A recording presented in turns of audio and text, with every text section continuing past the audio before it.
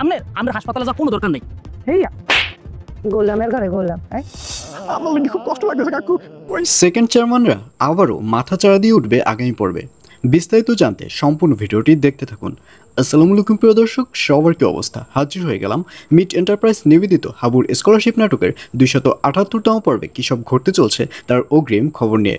Already এই পর্বটি আসলেই কেউ মিস করবেন না, কারণ এই পর্বে আপনারা দেখতে পারবেন অবশেষে সেকেন্ড চেয়ারম্যান হাবুর মায়ের অসুস্থতার কথা শুনে তাকে দেখতে যাবার সিদ্ধান্ত নেবে।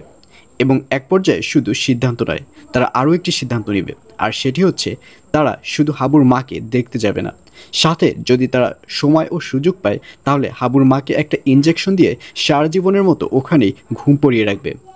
এই সিদ্ধান্ত নিয়ে সেকেন্ড চেয়ারম্যানকে দেখা যাবে সে তার সাঙ্গুপাঙ্গু নিয়ে যখন হসপিটালের দিকে রওনা করবে, ঠিক তখনই দেখা হয়ে যাবে আলমাজ ঘটকের। এবং এক পর্যায়ে আলমাজ ঘটক জানতে চাইবে যে তারা কোথায় যাচ্ছে।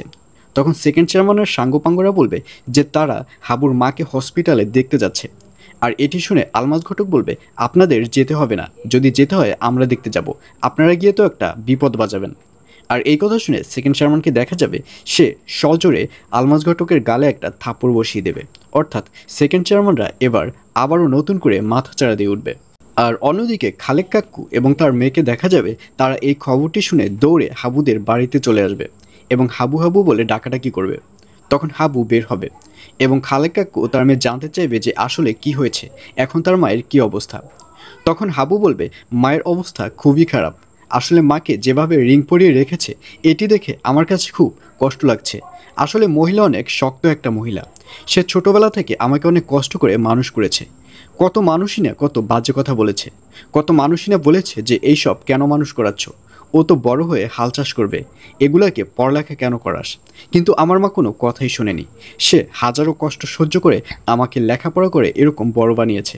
আমার মার দিক তাকিয়ে আমারই অনেক কষ্ট লাগছে।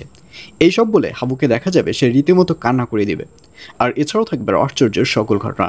সুতরাং সবাইকে হাবুর স্কলারশিপ নাটকের 278তম পর্ব দেখার আমন্ত্রণ রইল।